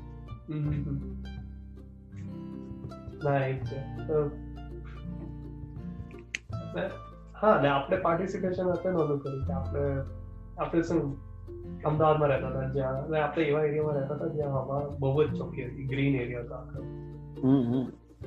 આપણે એટલું ઇમિડિયેટ ઇફેક્ટ થતો નહીં. આપણે જે બેક હોમ પણ જે સુરત, બરોડા કે ગમે ત્યાં પણ આપણે જે એરિયામાં રહેતા હતા એ એરિયા રિલેટિવલી ક્લીનર હતા. ત્યાં બધી કઈ ઇશ્યુ આવ્યો નતો, because we come from middle class કે બેટર મિડલ ક્લાસ એમ. પણ જે લોકો ઇન્ડસ્ટ્રીની નજીક રહે છે, જે પુઅર ફેમિલીઝ હોય છે, કારણ કે એમને ઇન્ડસ્ટ્રી નજીક જ રહેવું પડે, કારણ કે એમની પાસે વ્હીકલ્સ નથી, તો રોજ ચાલીને જ ઘરે જાય ટિફિન લઈને. રોજ ચાલીને જ ઇન્ડસ્ટ્રી જાય ઘરે. એ લોકો ઇન્ડસ્ટ્રી એકદમ બાજુમાં રહે અને આપણે જ તો એ લોકો પાસે એટલું નોલેજ ના હોય કે આપણી પાસે પાવર બી છે કે નહીં. એનજીઓઝ નો પોતાનો એક સ્વાર્થ હોય, એનજીઓઝ કે એક્ટિવિઝમ જે કરતા હોય એમનો સૌથી પહેલો સ્વાર્થ માર્કેટિંગ જ હોય છે. હા, એ ખબર છે. સૌથી મેઇન વસ્તુ એ છે, એ લોકોનું ખબર નહીં, પછી એનજીઓ કેમ પછી એનું નામ હોય છે એ નહીં ખબર પડતી કે ઓકે નોન ગવર્મેન્ટલ, બટ તમારું એટલીસ્ટ છેલ્લા તો એ જ આવે છે ને, મતલબ તમને લોકો એ રીતે જોવે છે કે આમને કોઈ સ્વાર્થ નથી, બરાબર છે, સ્ટીલ પણ એમાં જ સૌથી મોટો સ્વાર્થ હોય છે. એટલે કઈ રીતે આજ મતલબ કે માર્કેટિંગ મતલબ લાઇમલાઇટ, નેમ, મતલબ વધારે લોકો જોડાય ને વધારે મોટું થાય, ફંડિંગ આવે બિઝનેસ જ છે એ બી. એ છે યાર કે જે લોકોને ઇમ્પેક્ટ થાય છે એ લોકોની વોઇસ ગવર્મેન્ટ કે એટલીસ્ટ પોલ્યુશન કંટ્રોલ બોર્ડ સુધી કોણ પહોંચાડે? ન્યૂઝ આઉટલેટ્સ બી ચલો એક વાર કવર કરે રાઈટ વર્ષમાં, કે તમે સંદેશ કે ગુજરાત સમાચારની એક વાર આઉટલેટ કે દિવ્ય ભાસ્કરની એક વાર તમે ન્યૂઝ પર આવે વર્ષમાં કે આ એરિયામાં ખરાબ પાણી, બ્લુ કલરનું પાણી આવ્યું હતું. બસ પછી ન્યૂઝપેપર્સની બી એમાં ઇન્ટરેસ્ટ નથી, બીકોઝ એના લીધે એ એટ્રેક્ટ ના કરે લોકો. એને ખાલી એક બોલ્ડ હાઇલાઇટ થયેલી એક બસ લાઈન જોઈએ, news line hot, that's it, બીજું કઈ. એ જ. અને સેમ વિથ કોરોના ને, કોરોનામાં બી પહેલો અઠવાડિયે રોજ કવર કરી ન્યૂઝ કે બસ ઠીક છે. પછી એક વચ્ચેના પાના પર ખાલી અપડેટ તરીકે આવે, બાકી કઈ ના આવે.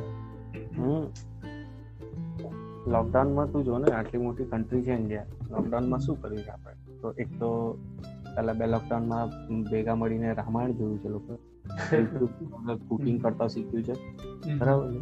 અને બસ પછી લોકડાઉન પત્તા સુધીમાં આવ્યું તો પછી સોર્સિસ ઉભા કરી દીધા કે ભાઈ માસ્કથી બિઝનેસ કરવાનો છે, સેનિટાઈઝરથી કરવાનો છે, ડિસ્પેન્સર્સ બનાવવાના છે, ઓટોમેટિક બનાવવાના, મેન્યુઅલ બનાવવાના, બરાબર છે, ગ્લોવ્સ આપશું, એરિયાને સેનિટાઈઝ કરી આપશું, બરાબર. આ બિઝનેસ ચાલે છે અત્યારે. બાકી બધા શું કરે છે? તો કઈ નહીં, ટ્રાય કરે છે, એકબીજાને ફોન કરે છે, કેવું ચાલુ થયું કે નહીં. એટલે આપણે તો લાશ આપશું ને તો લાશને બી એમાંથી બી ધંધો કરશું.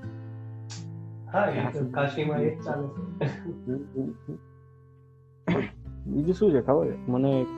અત્યારે જ એક વસ્તુ છે કે આપણે ઓબ્ઝર્વ કરીએ ને તો બી ખબર પડે, અને લોજિક દોડાય ને તો બી ખબર પડે કે જે કન્ટ્રીની અંદર કે જેવી ગ્રુપ ઓફ પોપ્યુલેશનની અંદર છે ને, 2 રીતે, એક તો એગ્રીકલ્ચર દરેકને ખબર હોવી જોઈએ, એની શું કહે બેઝિક્સ અને એનું ઇમ્પોર્ટન્સ, અને બીજું એક ન્યૂ ઇન્વેન્શન, મતલબ જે કન્ટ્રીની અંદર સાયન્ટિસ્ટ અને ફાર્મર્સ એ સ્ટ્રોંગ હશે ને, એ કન્ટ્રીનો ગ્રોથ ક્યારે નહીં અટકે. હા, કે તમે કન્ટિન્યુઅસલી નવી ટેકનોલોજીસ બનાવો અને કન્ટિન્યુઅસલી એ ટેકનોલોજીસનું યુટિલાઇઝેશન કરીને નવું કંઈક બનાવો કે ભાઈ તમારું જેમાં ટાઈમ બેનિફિટ હોય કે ઇકોનોમી બેનિફિટ હોય, એટલે બેઝિક છે. કાં તો એક તમારો સૌથી નીચેનો લેવલ છે ને તમારો સૌથી ઉપરનો લેવલ, એ બંને મજબૂત જ જોઈએ. તમારી થિંકિંગ એ હોવી જ જોઈએ કે ભાઈ એક નવું. જે લોકો રૂટીનમાં બિઝી થઈ જશે, આખી પોપ્યુલેશન જો રૂટીનમાં બિઝી થઈ જશે ને તો એ અટકી જ રહેવાનું, કંઈ નહીં થાય. ફાર્મર્સ, હવે ઇન્ડિયામાં ફાર્મરની જે વેલ્યુ છે ને, મને બિલીવ નહીં થતો કે આટલી મોટી પોપ્યુલેશનને ખબર છે કે એ કેટલી ઇમ્પોર્ટન્ટ વસ્તુ છે, બટ સ્ટીલ એમાં પોલિટિક્સ બી થાય છે, એમાં બહુ મોટો બિઝનેસ બી રમે છે, અને સ્ટીલ આ મતલબ જે સૌથી વધારે વેલ્યુ હોવી જોઈએ જે ફાર્મર, એની કોઈ વેલ્યુ નથી. આ બી કેટલું મતલબ આ કોન્સેપ્ટ આપણને સ્કૂલથી ખબર છે, બરાબર છે, અને આપણે મોટા થઈ ગયા, સ્ટીલ એ વસ્તુનું કોઈ ઇમ્પ્લિમેન્ટેશન નહીં કરી શકતા. એક્સપ્લોઇટ થાય છે લોકો બધે, બટ બહુ એજ્યુકેટેડ લોકો નથી એમાં. એટલું મોટું કંઈક એમાં દિમાગ દોડવાનું નથી કે તમને ના ખબર પડે કે ભાઈ જો ત્યાંથી વેલ્યુ નહીં હોય ને તો પછી એટ ધી એન્ડ ભાવ જ વધવાના છે ને એટ ધી એન્ડ તમારા ઉપર જ લોડ આવવાનો છે. એ સાદા ગણિત બી આપણને ખબર છે તો બી આપણે એ વસ્તુને એવોઇડ કરીએ છીએ. તો પછી તો શું એટલે કારણ કે જો ઇન્ડિયામાં સીન શું છે, 50 કરોડ લોકો તો ફાર્મિંગમાં છે, બાકીના જે ઘણા લોકો છે કે એ લોકો એટલા મિડલ ઇન્કમ છે કે એ લોકો જે જોબ કરે છે એટલે જ કરે છે કે ખાવાનું ખાઈ શકે. 55 to 60% તો એમ જ છે. હા, કે તમે આટલું જ જોબ કરો છો કે તમને 2 ટાઈમ ખાવાનું મળે, અને મેઇન વસ્તુ સિક્યોરિટી છે એવી વસ્તુ છે કે જે મેઇન્ટેન કરવી પડે. અરે આ આપણે પેલું ખબર છે શોર્ટ ફિલ્મ બનાવી છે I know. જેમાં હું કૃષિ યુનિવર્સિટી એટલે એમાં બી મેન્શન કરી 55 to 60% પોપ્યુલેશન ફાર્મિંગ કરે છે બટ ટોટલ ઇન્ડિયાની ઇકોનોમીમાં એ લોકો 20 to 25% જ આપે. એનાથી બી ઓછું આપતા હશે હવે તો. 20 તો બહુ વધારે જ કીધા કે મેં ઓબ્વિયસલી. તો પછી બાકી એટલે શું છે પછી આમાં ઇક્વાલિટી ક્યાં છે, દરેક કામની વેલ્યુ ક્યાં છે, અને પછી કોઈ કેમ કરશે અગર આ જે ગેપ છે તો કોઈ ફાર્મિંગ કેમ કરશે? હા એ જ ને, એટલે એક્સપ્લોઇટ થાય છે લોકો ઘણી વાર. હા તો પછી રહેશે જ નહીં ને, એ વસ્તુ જ નહીં. એટલે પછી ડિગ્રી થશે, પછી એ થવાનું, ડિગ્રી થશે, એન્જિનિયર્સ જાતે ટ્રેક્ટર લઈને ખેતી કરશે. ના, એન્જિનિયર્સ ને કરવું નથી, એકચ્યુઅલી પ્રોફિટેબલ બિઝનેસ છે એમાં કરવું નથી. શોર્ટકટ્સ જોઈએ છે લોકોને, શોર્ટકટ્સ. અને એક વસ્તુ કહું, એમાં હવે લોકોને શરમ પણ નથી આવતી. પહેલા એવું હતું કે લોકોને એવું થાય કે યાર એવું કોણ કરે, મતલબ એક બી મેન્ટાલિટી. હવે તો લોકોને એટલા સ્વાર્થી છે લોકો, સિરિયસલી સાકર અહીંયા તું કદાચ આવે ને જોવે ને તો જોજે, લોકો ઘરની બહારનું જે કમ્પાઉન્ડ હોય ને જ્યાં ગાડી પાર્ક કરતા હતા એ કમ્પાઉન્ડ ની અંદર શોપ બનાવીને શોપ કરવા તૈયાર છે. કાં તો ઘરની આગળ નાની લારી લગાવીને વડાપાઉં આપે છે, પાણીપુરી આપે છે, કોઈ કટલરીનો બિઝનેસ કરે છે, કોઈ ક્લોથ આપે છે, મેન વુમેન વેર્સ નું કરે છે, શૂઝ કરે છે, બેકરી ઓપન કરી દે છે, અને રેસ્ટોરન્ટ, અરે બાપરે ખાવાનો બિઝનેસ તો પૂછે જ એન્ડ નથી. હવે લોકડાઉન ઓપન થવાના શું કહેવાય પેલી ત્યાં આગળ આપણે વિધાનસભામાં ત્યાં કોન્ફરન્સ ચાલે છે અને ન્યૂઝ વાળા ડિસ્કસ કરી રહ્યા છે કે લોકડાઉન ખુલે તો રાજકોટના સંવાદદાતા આપણે બતાવો કે લોકોને કેટલો ઉત્સાહ છે અને લોકો શું ઈચ્છે છે, માવાઓની દુકાન ખુલે કે નહીં. લે ભાઈ મતલબ તમારો સળગતો પ્રશ્ન માવા છે, મસાલા છે, એ મળશે કે નહીં. મતલબ માણસની બેઝિક નીડ શું છે આજે જોતું એમ. જેની બેઝિક નીડ એ છે, મતલબ જેની પ્રાયોરિટી એ છે, એની પાસે શું એક્સપેક્ટ કરી.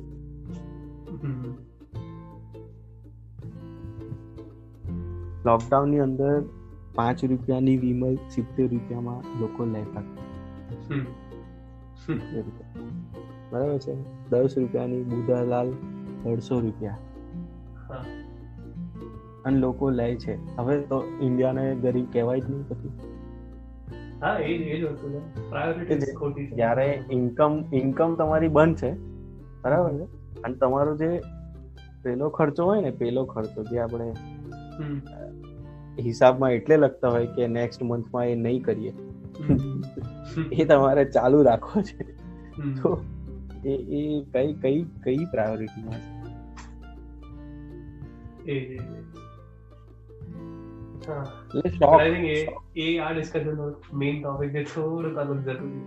અરે બધું બહુ અલગ જતું રહ્યું તો.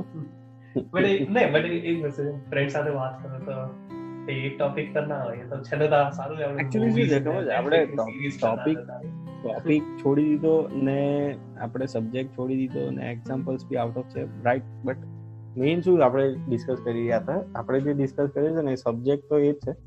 આપણે એના સોલ્યુશનમાં હ્યુમન મેન્ટાલિટીને જ વાત કરીએ છીએ. આપણને કોઈ વિન્ડો નથી મળતી કે જેનાથી એ ઘરમાં ઘૂસીએ, સ્કોડ હાઉસમાં ઘૂસીએ અને કેમ્પ કરીએ અને ચિકન ડિનર કરીએ. એમ વિન્ડો નથી એની કોઈ. એ ઘૂસીએ કઈ રીતે આ લોકોની અંદર એ સમજાવવા માટે. મલ્ટી ડાયમેન્શનલ પ્રોબ્લેમ છે, તો મલ્ટી ડાયમેન્શનલ અપ્રોચ પણ હોવો જોઈએ. એટલે કોઈ મીડિયા કે એવું છે જ નહીં કે જે ઇઝીલી લોકો સુધી પહોંચી જાય, ફાસ્ટ પહોંચી જાય અને એમને અસર કરી જાય.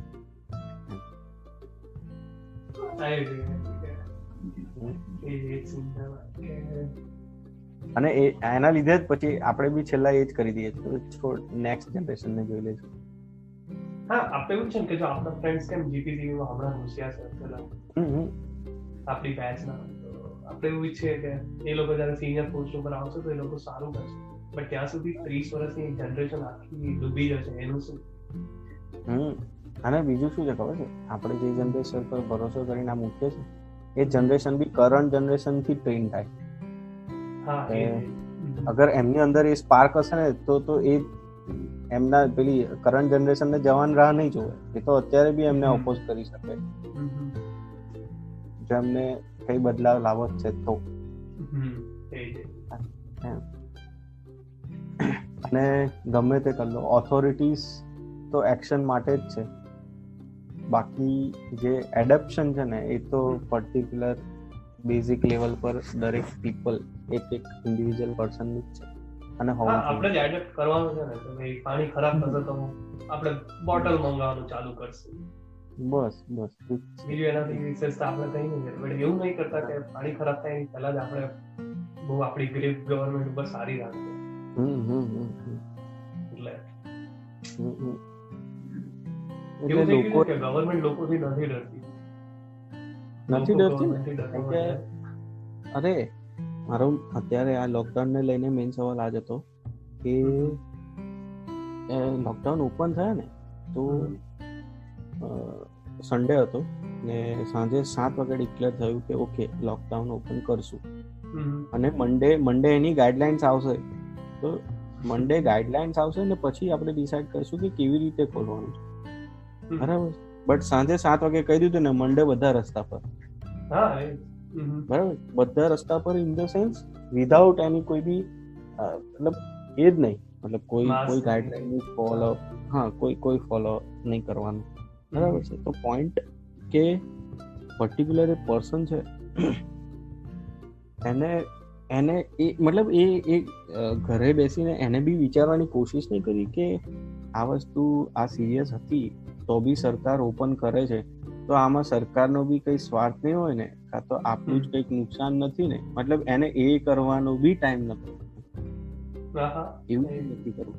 બસ એટલે શું છે ખબર છે કે જનરેશનને લોકોને એમને શું જોઈએ જાણીને એમને આપી દો ને બસ.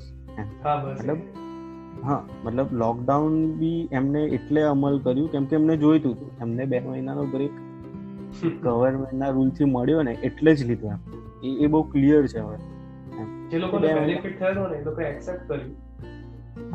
જેમ કે જો પેલા માઇગ્રન્ટ વર્કર્સ છે એમને નહોતું જ ફાવતું તો એ લોકોએ તો ક્લિયર કીધું કે જો અમે અહીંયાથી અમારી પાસે પૈસા નથી, તમે ઘરે જતા રહીશું, ચાલતા કે ચાલતા જઈશું. Right, yes. જે મિડલ ક્લાસ છે એમની પાસે મહિના 2 મહિના 3 મહિના જેટલું સ્ટોક મની હોય, એનાથી વધારે ના હોય. કાં તો જનરલી એનાથી વધારે બી હોય એટલે એમાં એમને પોસાયું જ અને એમની મરજીથી એ લોકોને કોઈ તકલીફ વગર એમને બેસવામાં કોઈ વાંધો નહીં. બરાબર છે. અને એવું તો ભૂલી જ જાઓ કે ઇન્ડિયન કે ગુજરાતી બે મતલબ તમે કામ ના કરો અને પગાર ચાલુ હોય ને ઘરે ના બેસે, એમાં એને કઈ વાંધો હોવાનો બી નથી. બરાબર. પગાર બંધી હોય તો બી વાંધો થતો. હવે 2 મહિના પછી એની મેન્ટાલિટી સરકારને બી ખબર પડી ગઈ કે હવે આને ગમે તે રીતે બહાર જ જવું છે. તું લોકડાઉન રાખીશ તો બી બહાર જશે અને એ જતા હતા.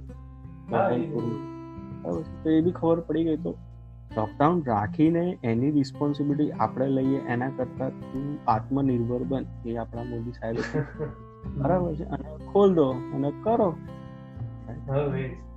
એમ. સરકારની પાસે બી બીજો ઓપ્શન નથી. લોકો બી ક્રેક થવા માંડ્યા હતા.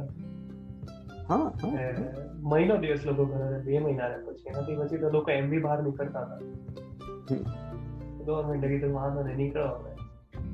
એટલે જયારે નીકળવા માંડ્યા ને અને જે રીતે નીકળવા માંડ્યા ને ત્યારે ક્લિયર થયું કે લોકડાઉનમાં ઘરમાં બેઠા હતા ને તે ડરીને કે કોરોનાને સમજીને નહોતા બેઠા એમ.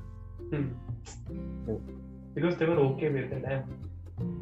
અને મેં બેસવું હતું એટલે બેઠા. એ ને કારણ કે હમણાં કોરોનાના કેસીસ બી વધારે છે. અરે સિરિયસલી બહુ એટલે બહુ જ ડરાવનું છે.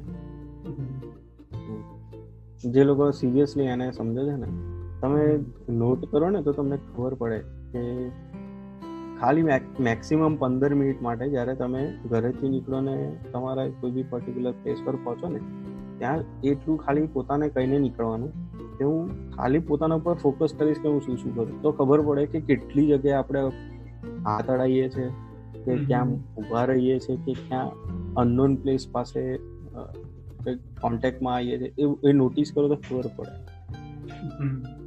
મેં ઓફિસ ગાડી પાર્ક કરું ને તો ગાડી પાર્ક કરીને કોમ્પ્લેક્સના ગેટ પર બી આપણે અડીએ, સીડીની રેલિંગ પર બી અડીએ, લિફ્ટનો ડોર બી ખોલીએ, લિફ્ટની સ્વિચ બી ટચ કરીએ, એ જ હાથથી પાછા આપણે આપણો બોટલ બી પકડીએ. હવે શું કરીએ ખબર છે, આપણે ઓફિસની અંદર જઈને બોટલ સાઈડ પર મૂકીને હાથને સેનિટાઈઝ કરી દઈએ, બટ બોટલ તો પકડે જ ને, બોટલ સેનિટાઈઝ નથી કરતા આપણે, એટલે હાથ સેનિટાઈઝ કરીને પાછો એ જ બોટલ પકડીને આપણે આપણા કેબિનમાં જઈએ. એટલે આ નોટિસ કરો ને તો ખબર પડે કે ક્યાં ક્યાં છે. હા, એટલે એમાં 100% આપણે ક્યારેય સેનિટાઈઝ રહેવાના જ નથી, ચાન્સ જ નથી. લોકડાઉન એક જ ઓપ્શન હતો, એ પહેલા જ સ્ટેજમાં હતો કે તમે એને એટલું સ્ટ્રિક્ટલી કરી લો અને શું કહેવાય એનું સ્પ્રેડિંગ સાવ ઝીરો કરી લો. 100% કર્ફ્યુ એટલે 100% કર્ફ્યુ, એટલે જોઈએ જ નહીં, બરાબર છે. અને એમાં કઈ વાંધો નતો આવવાનો, લોકો 15 દિવસ આમ એકબીજાને જોતા બી નહીં કહું. અરે સુરતમાં પૂર આવ્યા હતા ને અમારા 2006માં. હા, તો અમે અમારી બિલ્ડિંગમાં 15 દિવસ રહ્યા હતા. અરે કેન્ડલ ઉપર ખાતા. ઓપ્શન જ ના હોય તમારી પાસે તો ભાત જ ખાવાનું, બીજું કઈ નહીં ખાવાનું. કરી જ શકે માણસ. અરે એ બી ના હોય ને તો બી કરી જ શકે એમ માણસ. એમાં કોઈને કઈ વાંધો નથી આવતો. આ લોકડાઉનમાં લોકો બેનના ઘરે રહ્યા છે ને, બરાબર છે, લોકોના 10,000 15,000 ઇલેક્ટ્રિસિટી બિલ આવ્યા છે, એસી ટીવી કોમ્પ્યુટર ને લઈને. કોઈને કઈ ફરક નહીં પડતો.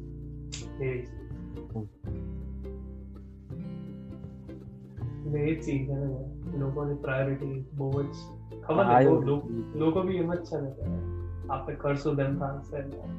લોકોની પ્રાયોરિટી એમનો શોખ રહી ગયો છે, જરૂરિયાત નહીં.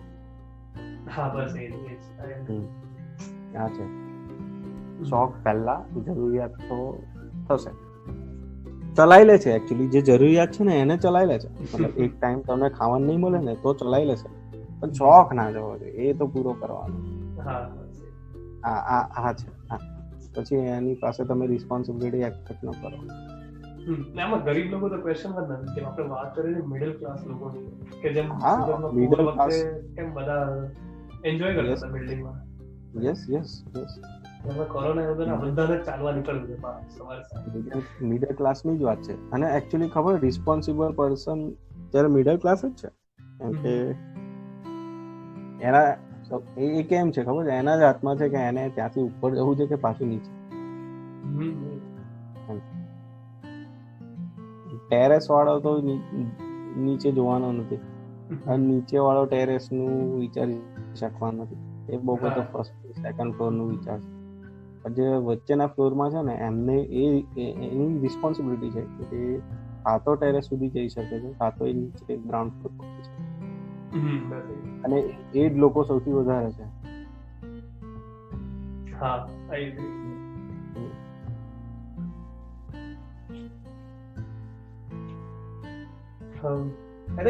ડિસ્કશન સારું રહ્યું નહીં? હા, ઘણું લાંબુ રહ્યું આઈ થિંક. ના, ઇટ ઇઝ ફાઇન. એવું કઈ દોસ્તો સાથે વાત કરે તો કઈ ટાઈમ કન્સ્ટ્રેન્ટ ના હોય. ના, એટલે એવું નહીં, હવે થાકી ગયા ઇન ધ સેન્સ નહીં કે એક્સપેક્ટેશન થી વધારે. ના, એક્સપેક્ટેશન મારી અનલિમિટેડ જ છે. આપણે હું તને ફોન કરું તો એવું મનમાં વિચારે ના કે એમ તો રાત બી નીકળી જાય અગર કઈ જ કામ ના. હા, દીદા એડી ના ફોટો કાઢ સુધા લિમિટ નહીં એમાં તો કોઈ. ના, I think this was fun. અને પ્લાન એ છે કે વીકલી કે એવરી અધર વીક કે once in a month discuss કરીએ અલગ અલગ ટોપિક્સ પર. એક ખાલી એમ પેલું કન્ટેન્ટ બનીને રહે ને, then also it's more than enough time. કે આપણે એવું લાગે કે આપણે કંઈક કરી એટલીસ્ટ કંઈક બનાવ્યું એક ટાઈમ, જે કોઈ નહોતું બનાવ્યું એ રીતનું ગુજરાતમાં. હા, એ જ છે. અને મેં કીધું એ રીતે કે 10 વર્ષ પછી આ સાંભળીને તમે મતલબ you will get yourself back કે 10 વર્ષ પહેલા શું હતું અને થિંકિંગ વર્ક કરતી હતી. તમને છેલ્લા તમે નહીં યુઝ કરો ને તો કઈ અન્ય તમારી જનરેશન યુઝ કરે, કે કોઈ બી રેન્ડમ પર્સન યુઝ કરશે ને તો કે this is all the way of thinking. હા, એ ટાઈમ પર આવું લોકો વિચારતા એ રીતે ના એટલીસ્ટ તમે બી કદાચ પાછળ વિચારશો, કેમ કે આપણે એ બી ખબર નહીં કઈ કન્ડિશન આપણે જેમ કે મિડલ ક્લાસમાંથી લોઅર કે અપરમાં જતા રહીએ તો એટલીસ્ટ આ સાંભળીશું તો યાદ આવશે કે ઓકે પ્રેડિક્ટ કરી દે આપણે પ્રેડિક્ટ કર્યું હતું. That is there. I think a recording વાળો this is enough. આના પછી હું WhatsApp કોલ કરું. યા શ્યોર, વાંધો નહીં. હા, but yeah, મારે કોઈ એક્ઝિટ લાઈન પણ નથી. Thanks for listening. See you in the next one. ના એને રેન્ડમ રાખશું તો સારું. હા, આનું ફોર્મેટિંગ નહીં થાય ને તો જ બેસ્ટ છે.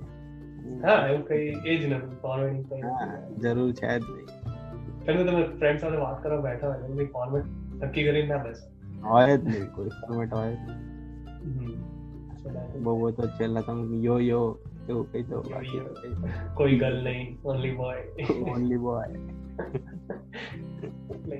પણ એની ચલ આ ઝૂમ કોલ કટ કરીએ, હું તને WhatsApp કરું. યસ શ્યોર, વાંધો નહીં. ચલો ઓકે. યો